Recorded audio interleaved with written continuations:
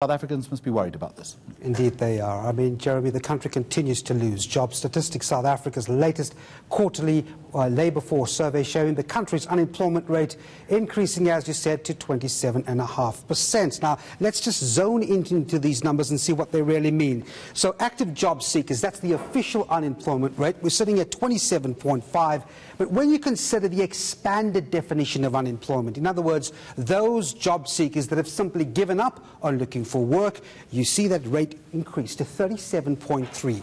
The equivalent number of people who are jobless, according to that rate, 9.8 million people. Let's take a closer look now at exactly what happened in the third quarter. Well, you had the working age population increasing by 153,000 people.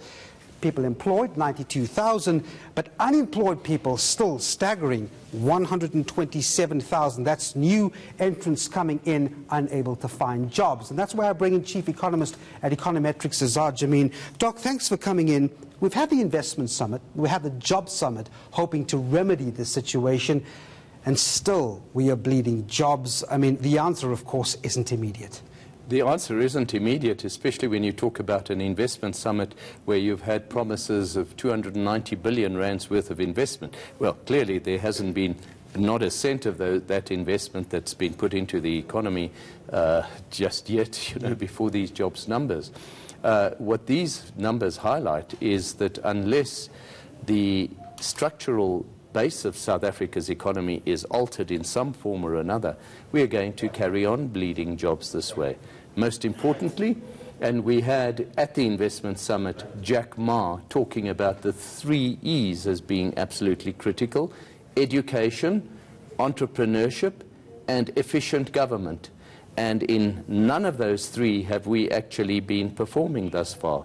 And one's only hope is that once the general election is out of the way next year, a more inspired President Ramaphosa might start actually addressing some of these issues. Let's talk about that. We get a sense from early in the show when we spoke to some of the experts saying that perhaps there is a non-alignment of the skills coming out of some of these institutions and schools compared to what is really needed on the ground. Is it that, or are we just not reindustrializing fast enough? No, that is a very important element of it, but this is a complex issue. It's so interesting to notice that where jobs were created, it was in the services areas, in trade and in tourism and in financial services and business services. Mining, manufacturing, agriculture, electricity, they all lost jobs.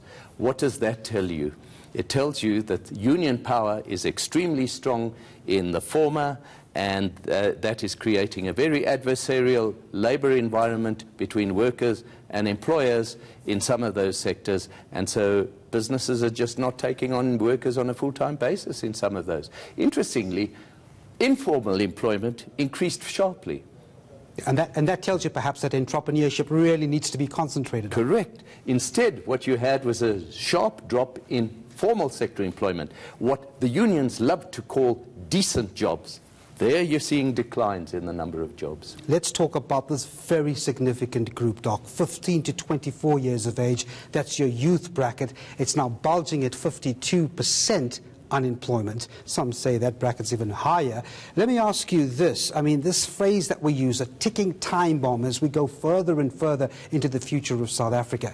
Given where youth employment is standing now, why are we here? What's the remedy? Well, clearly, one of the remedies is to reduce the power of trade unions, who are dead against employing youngsters to take the jobs of the older people.